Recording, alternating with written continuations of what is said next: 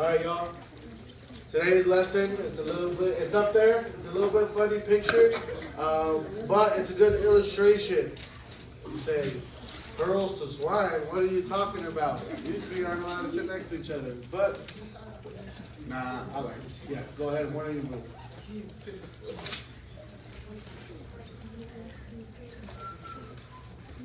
All right. The title for today, Pearls Given to Swine. Y'all can see the illustration up there. Seems a little funny, right?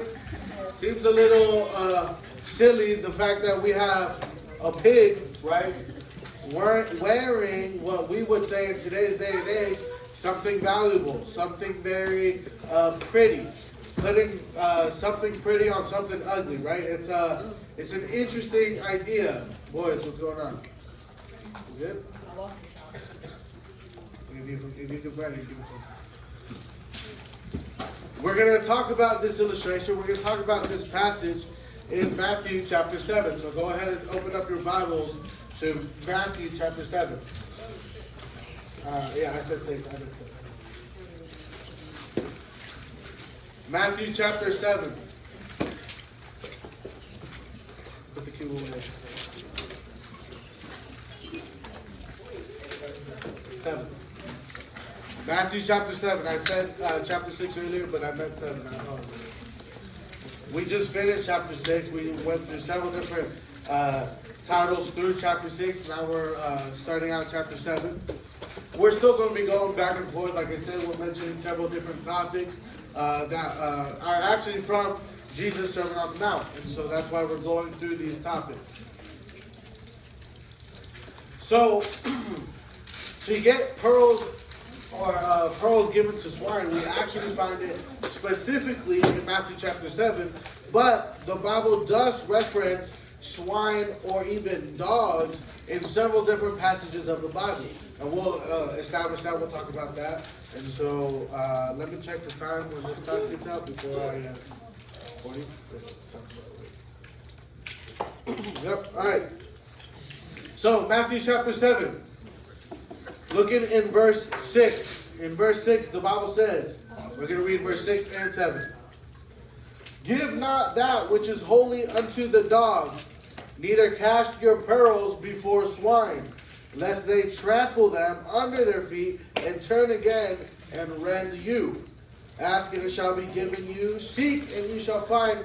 Knock and it shall be opened unto you.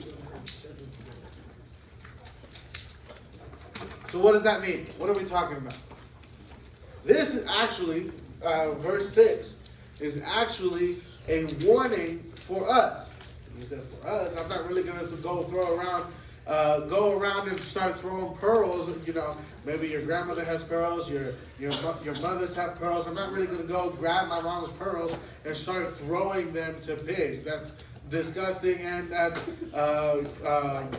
violation on many levels, from stealing from the parents to then throwing it on the pig. Like, what are you talking about, Pastor Eric? What do you mean? Well, like I said, this verse is actually a warning for us to be careful about holy things. What do you mean? I have a story. When I was in college, I started, once I got even more serious about my relationship with God and serving Him, I started remembering, there are certain people that were very influential in my life that I care about, that I want to pray for. And so what am I going to do? I'm going to find their phone number. I'm going to call them and say, hey, you may not remember me. It's been a long time since we talked. Well, I just want you to know I'm praying for you. I hope you're doing well. And, stay safe. Seems pretty innocent, right? Seems pretty good as well. Like, praying for someone and saying, like, hey, I'm thinking about you. Like, that's a good thing to do. And I'm not saying you shouldn't do that. But this is where the warning comes in. Right here in this passage, God is not giving us a free ticket to judge people. But what He is doing is giving us free will, a free ticket, if you will, to have discernment. Let me explain. you are going to have discernment in the sense of, oh, I have something valuable. I'm not just going to give it away to someone who won't appreciate it, won't take care of it, won't use it to the best of their ability, or doesn't need it, right? Let's say I have $5. If I go to a millionaire and I give him $5, he's going to say thank you, but he ain't going to care nothing about it. He might throw it away. He might spend it on something dumb. Whatever the situation is, why? He's a millionaire. He's got a lot of $5. But if I go to a homeless man and I say, here's $5. This is what I have. I can give you $5.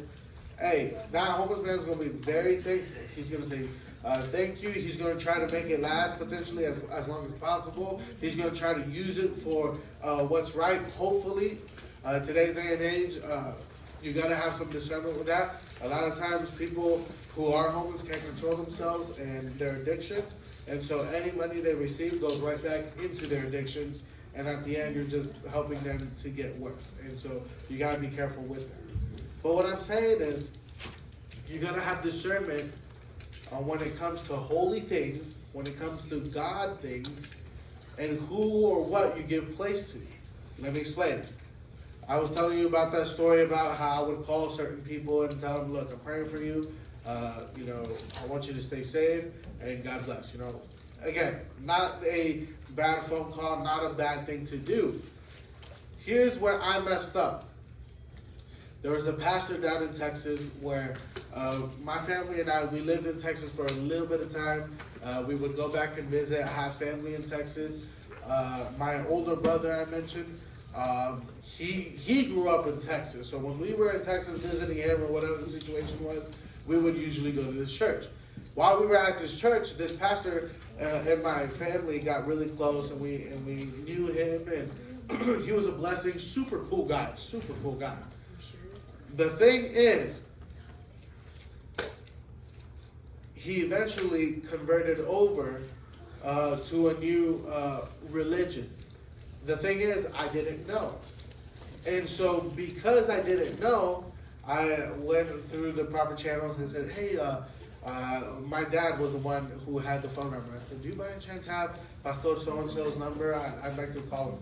And he didn't, I don't know why he didn't tell me, but he was like, why? And I said, well, I just wanted to let him know, like, I'm praying for him, and I hope he's doing well. And he's like, oh, okay, yeah, sure. So he sent me the number. I don't know if he didn't know. I don't know what the situation was. So he sent me the number, and I called him, and that pastor answered, and we had a good conversation. Hey, Eric who? I said, Eric Swartzel, the son of so-and-so. Eric, oh my goodness, dude, it's been so many years. Like, how are you doing? I said, doing well, Pastor, doing well, How are you doing? Where you at now? I said, well, I'm actually in Bible college, I'm studying being pastor, all this and that. Man, that's so great. Yeah, congratulations, all this and that. It was a good conversation. Finished the conversation. I told him I was praying for him. Have a good day, all this and that. I finished the conversation. A few days passed. My mom calls me. Hey, what's this I hear that you called Pastor so-and-so? And I said, well, I just talked to my dad, told him I wanted to pray for him. I want to get in contact with the pastor. And so I called him. And she goes, Eric, you know that he's changed, right? And I said, what do you mean? And we talked about it, and like I mentioned, that pastor ended up converting over to a new religion.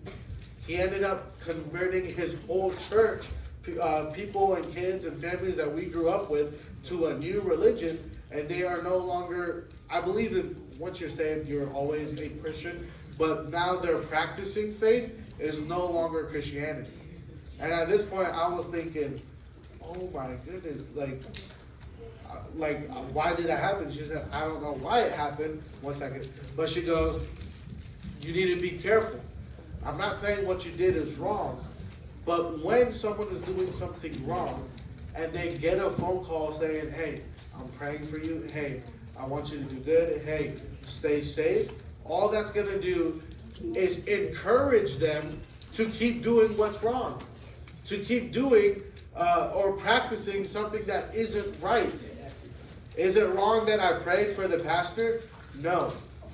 But now he takes that phone call as, oh, I have kids who used to be in my ministry saying this is right. Oh, I'm doing what's right because I have people praying for me. Again, I didn't know, but that's where discretion comes in. You understand what I'm saying? I'm not saying go and judge, oh, he's not exactly what I am, and he's not doing this, he's not doing that, so therefore he's in sin and he worships the devil. Whoa. No. That's not the case. Just because someone isn't doing exactly what you and your family do doesn't mean that they automatically are, people that are living sin and do all this and that. No, that's not the case. But God warns us, have discretion, yes. I'm not gonna say it was something else, and if you really want to know, ask me later. Saying that, the Bible doesn't just point out swine. All right, for those of you who don't know, swine is another word for pigs. All right, and the Bible doesn't just point out pigs; it also points out dogs. What? Are dogs bad? Are dogs evil? No, dogs are not evil, okay? But how many of you have seen a dog either throw up or poop? You see that? What does the dog do right after that? He covers it. He covers it. What'd you say? He goes back to it. And goes around though. I don't know about all that, but the Bible is calling out dogs as well, not because dogs are evil, okay? Not because dogs are from the devil, I'm not saying all that. The Bible calls out dogs because they don't learn or understand from their mistakes or from their problems, right? In other words, a dog eats something bad. He throws up. He leaves when he feels better. Sometimes he comes back to the throw up and tries to eat it again. Yep. I was at a house Friday night. We got invited by some people from our church to go fellowship and have a good time, and we did. We had a great time. Had some pizza, had some wings. It was great. I got to play pool, like a billiards table, and it was really fun. Had a great time. Listen up. It was really fun. This family had a giant golden doodle. It was the dude like sitting down, right? Sitting down, his head up. The dude was right here. The dog was right here at my waist. It was a big dog. Wait, was it a golden or was it a bear? It was a golden doodle. Saying that, the dog also had a lot of energy and it was a very nice dog, didn't really bark or anything like that. But at one point, the owner is like, hey, this dog can jump. And I have a toy that we use to show off how high the dog can jump. Long story short, they took out the toy, they're playing with the dog is jumping. They get the dog riled up. And once they finish, we're all just sitting there. The dog goes to his bowl and starts drinking a ton of water. They start realizing, hey, he's drinking a lot of water, and he overheats. He has some stomach problems, so we gotta watch it. The dog walks over to where we are. We're in the living room. It's myself. I want to say another friend that was there, my wife, the homeowner, and then the homeowner's wife. Like, we're all in this living room, right? The homeowner's like, hey, come on. Like he's sitting next to me, right? So he's sitting in the chair like, hey, come on, boy, come on. The dog is not moving. We're all kind of like, all right, what is going on? Why is it acting so weird? And right, almost no warning at all, the dog looks at the person, looks over, looks down, and just whoop, and just threw up. Everyone's like, oh my goodness, what in the world? I'm like, oh my goodness, the dog just threw up. And they're like, I'm sorry, guys, I'm sorry. The dog moves over closer to me, throws up right next to me. I was like, oh my goodness. I'm sitting in a recliner, so my legs are up. Not just then, another time, the dog moves over and just throws up again. The dog threw up 3 different times. And what do you think the first thing was that it did? It went right back to it. He started sniffing it and started trying to lick it. Then finally someone was grabbed and was like, no, like, get out of the way, like, move. That's the idea of what the Bible's trying to. I'm pretty sure I said you're not allowed to sit in the back row. Same thing for you. You're not allowed to sit in the back row. Go ahead and fix it, because right now y'all are doing very poorly.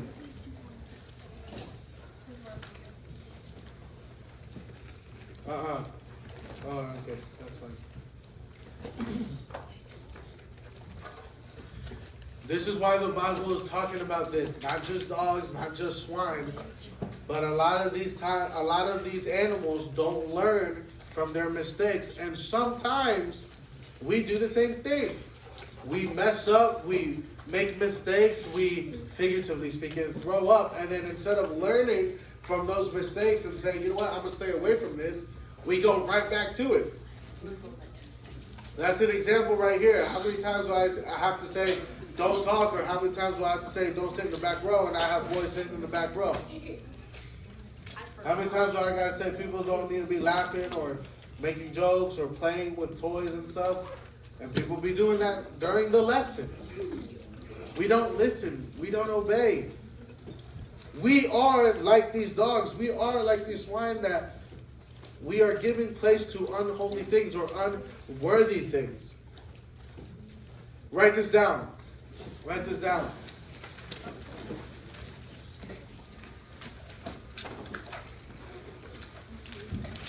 This is not number 1. This is just a preface to the notes. Do not cast your pearls before swine. All right, write that down. Do not cast your pearls before swine.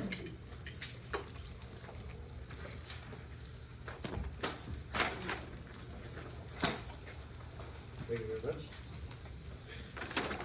Or in other words, you can write that down. Or in other words,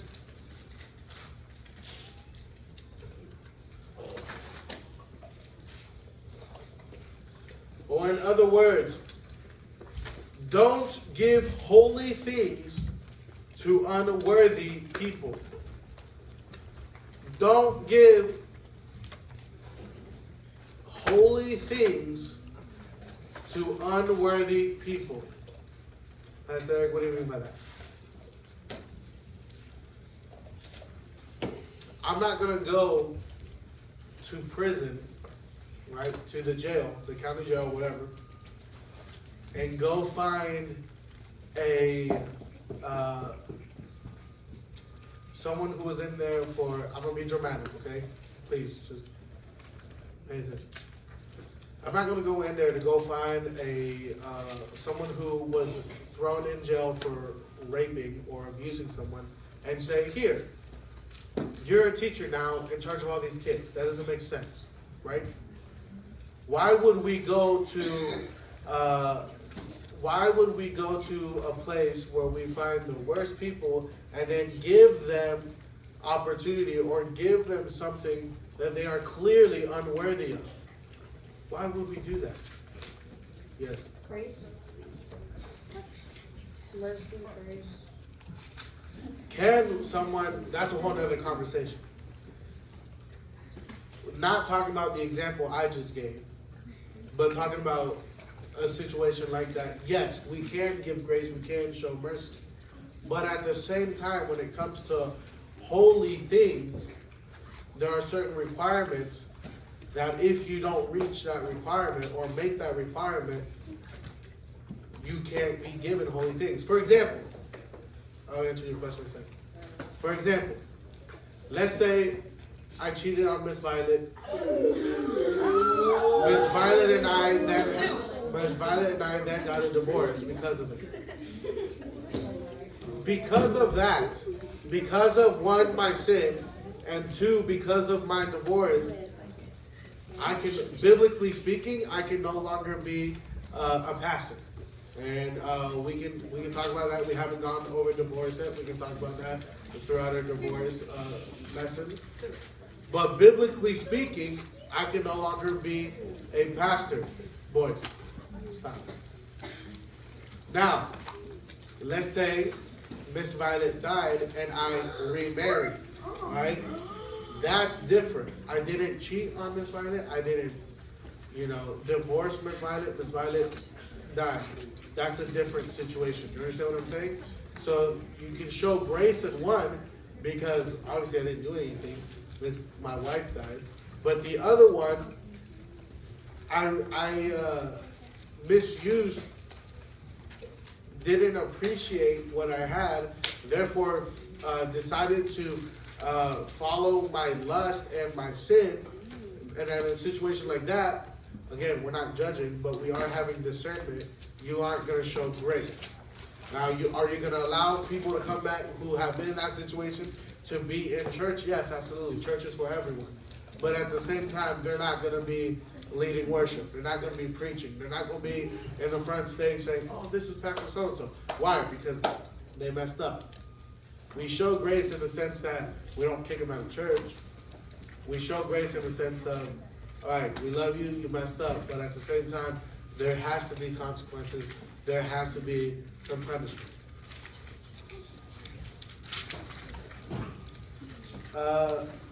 Why should we be careful about handing out pearls to swine? Yes.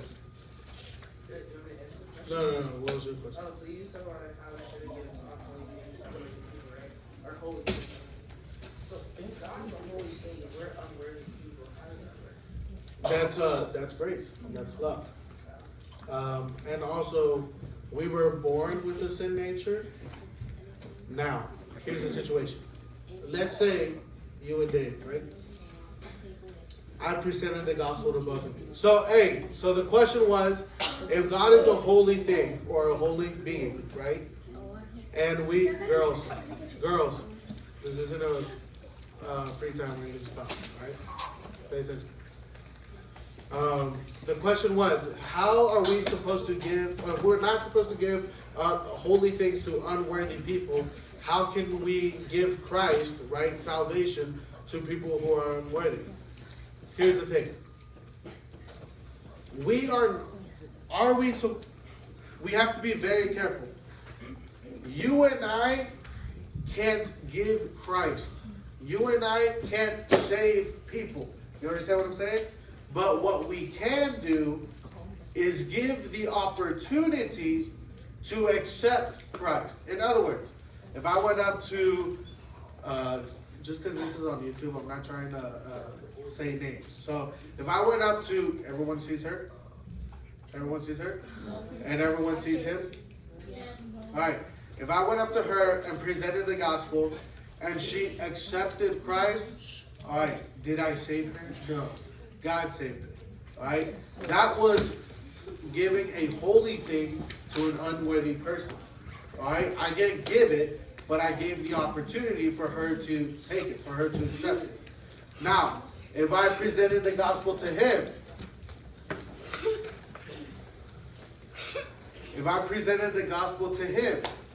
and he rejected the gospel, all right, he is not receiving that holy thing. Again, I can't give holy things, but I can present the opportunity for you to accept it.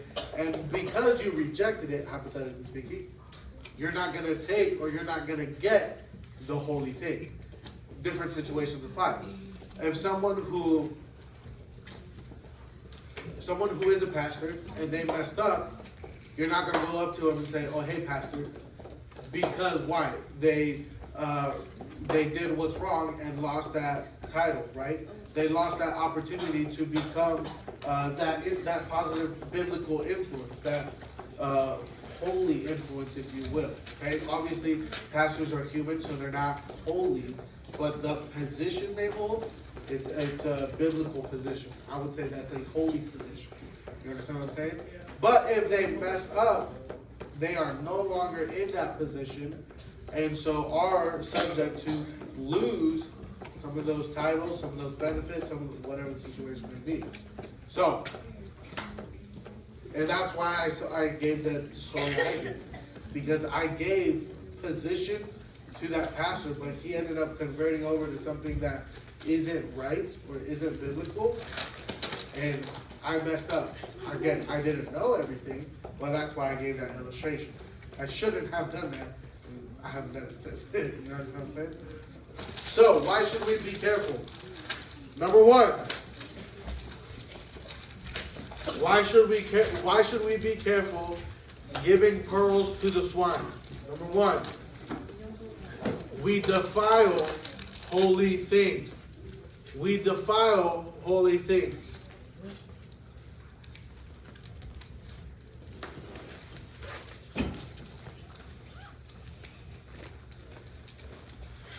Number two,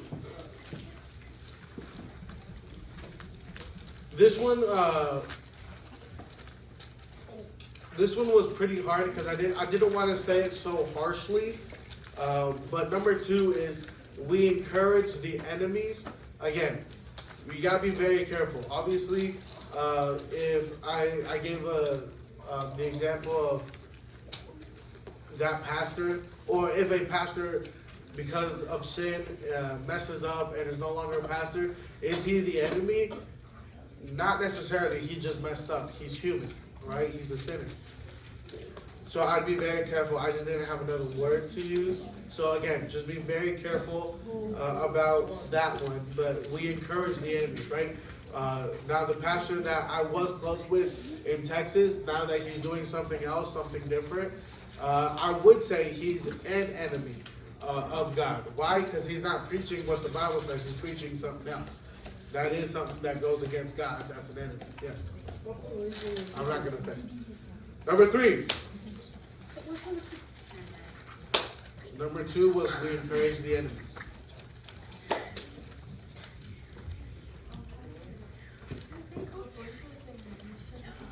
I can't hear you. What was the what? Oh, the preface.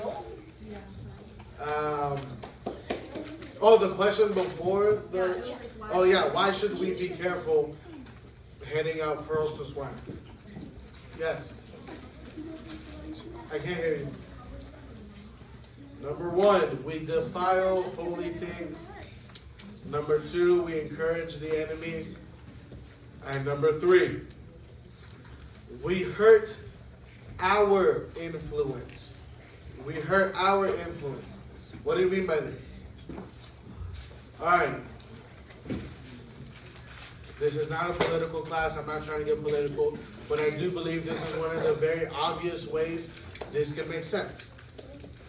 When new presidents, new candidates are running for office, they often, what they do is pull in celebrities to endorse them. You understand what I'm saying? Yeah. So they'll sometimes will get a big time actress or a big time music artist to say, hey, so and so, I am for them. Why do they do that? Because they bring in more influence, they bring in more money, they bring in more support for that political person. Saying that, are we in politics? No, we're not in politics. But when we start promoting or we start giving holy things to unworthy people, and when they fail or if they fail, it hurts our influence. If I go, hey, this guy right here, he's a great guy. He gets straight A's. He's never in trouble. You can trust him. If I say that, and then he, the very next hour, decides to get an F on the test, get caught for cheating, and then get in trouble. Listen, I don't know if you did it. I did it. I did it. All right, listen up. And then gets in trouble. Well, everything I just said about the guy has been false, Now, not only can you not trust him, you can't trust me. You understand what I'm saying? It's hurting your influence. You need to be careful about that. When it comes to holy things, when it comes to right things, when it comes to biblical things, check your facts. Alright? Don't be quick to, oh, everyone's doing this, so I'm going to also go for this guy when that guy's a hypocrite, that guy's a lie, and he's leading a bunch of people the wrong way. I'm sorry. I didn't know this was the time for y'all to talk. Do we need to switch places? What'd you say? Whatever, do that again. Stop talking.